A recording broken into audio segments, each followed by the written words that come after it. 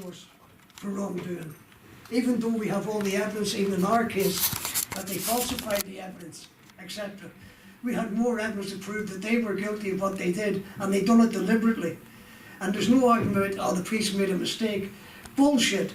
There's no mistake about it. It's just pure police corruption. And it's a clear case of a police vendetta. Oh yeah, against the father. They can't get the father, they get the son or the daughter. This is typical of them. Yes. It's a vendetta against the family, because his father had 3 policemen sacked from the force. Also, one of them that was sacked committed suicide shortly after that. But that's nothing to do with Joe or his father. That's because they were corrupt police officers, and quite rightly so. The sooner they get all the corrupt police officers and kick them off the force. But unfortunately, if they did that, we wouldn't have any police force, because they'd all be in jail. Or the vast majority of them would, you know. And the cops, when they target you, there is no argument about it. Once they target you, you are walking a thin line. And if you cross that line, they're there to pounce on you. They fit you up, they get scumbag witnesses who will come to court and do whatever the police want them to do, tell lies, etc.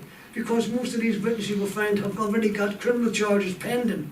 They're waiting to go to trial on drug charges, drug dealing, etc. And of course, their payment for that, for going against Joe, giving evidence against Joe, they get their charges dropped. And this happens all over the country in so many miscarriages of justice. They use people to get convictions, and it's disgraceful. They've done the same when I was looking at the evidence when I first looked at it. And I had 2 things in my head. One part of my head is all about Joe, and the other side of my brain is, I'm thinking, this is the Cardiff news agent, and this is the Cardiff 3 all over again. Nothing's changed since the 70s, you know? And they're still doing the same thing today. So what needs to be done, guys? What's the solution? Well, I think accountability for these officers, for starters, you know what I mean? They should be brought to book. I mean, the one particular officer in Joe's case, Mr. Gray, I mean, has got a lot to answer for. And the buck stops with him, really. Another thing I would like to mention is the original CCTV footage has gone missing. And that is very, very worrying, because it was proved that what Joe has said all along, and now we've asked for the tapes, they've gone missing.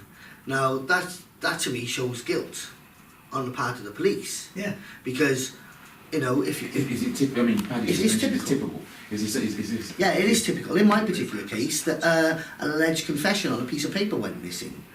I was supposed to confess while I was in the cells, and it reminds me of that very much so. Yeah. Because it's better to cast suspicion than be able to prove 100% that they fabricated that note. Yeah. So there was always lingering doubts to whether we did it or not. You know, that in the eyes of the public, and this is what they do. You know, they leave it open. So even if you do get your conviction quashed, they still like to leave a little bit of doubt there. But you know, these are known practices what they do.